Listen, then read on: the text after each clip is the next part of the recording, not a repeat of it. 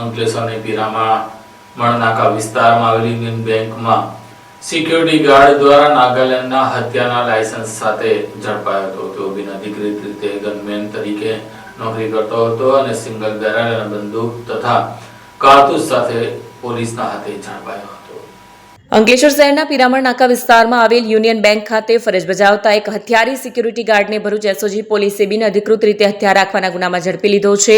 બાતમીના આધારે SOG staff દ્વારા તપાસ હાથ ધરવામાં આવી હતી। તપાસ દરમિયાન યુનિયન બેંકમાં ફરજ બજાવતા શશીનાથ આદિત્ય નારાયણ તિવારી રહેવાસી કોસંબા સુરત પાસેથી 12 બોરની સિંગલ બેરલ બ્રીચ લોડર બંદૂક તથા 10 જીવતા કારતૂસ મળી આવ્યા।